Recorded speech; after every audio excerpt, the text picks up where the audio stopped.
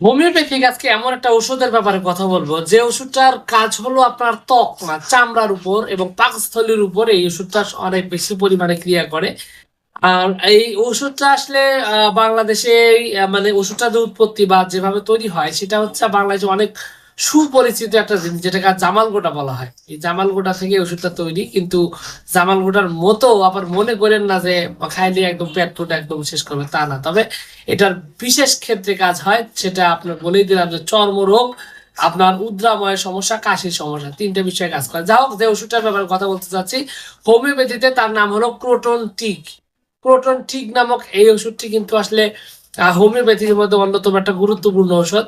এবং বিশেষ করে যাদের সমস্যাটা এরকম যে দেখা যায় যে মানে পায়খানা হয় কিরকম, মানে সবেগে পায়খানা হয়, এমন ভাবে মানে দূরে ছিটটায় পড়ে পায়খানা করলে, মানে একদম হাঁসের মতন একদম পায়খানা করে দেয়, পুরোটা একদম পানির মতো হলুদ হলুদ হয় এবং ছিটায় পড়ে এবং অনেক জোরে ছিটায় পড়ে।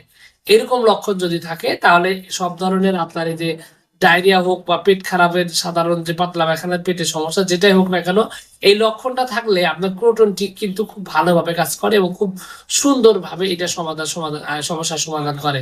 এছাড়াও যদি দেখা যায় যে আপনার এরপরে শরীরে ঘা পাচ্ছা চুলকানি আছে বা ভালো চুলকানি, চুলকানির জায়গাটা আসলে উরুর সাইডটা চুলকায়, মেয়েদের জনন যেটা আছে জননেন্দ্রিয় ওই জায়গাটাও চুলকায়, প্রচুর পরিমাণে চুলকায় এবং ব্যাপক চুলকায়।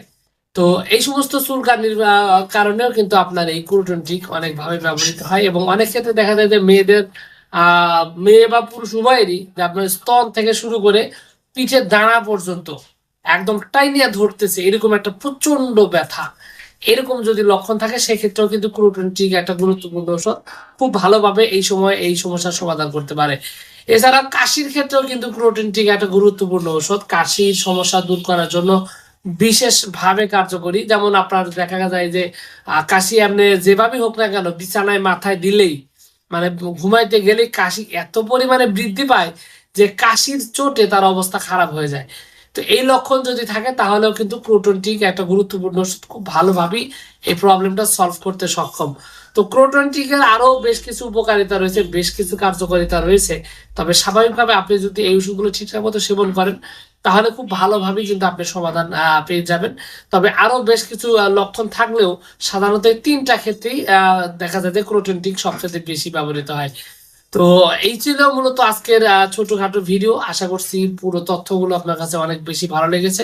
আর যদি লেগে থাকে অবশ্যই ভিডিওটিতে একটি লাইক দিন, আর চ্যানেলের প্রথমবার এসে থাকলে অবশ্যই চ্যানেলটি সাবস্ক্রাইব করবেন। কোনো প্রশ্ন, কোনো মতামত, কোনো অভিযোগ থাকলে সরাসরি কমেন্টস করে জানাতে পারেন। তো ভিউয়ার্স, আপনাদের সকলকে অনেক অনেক ধন্যবাদ।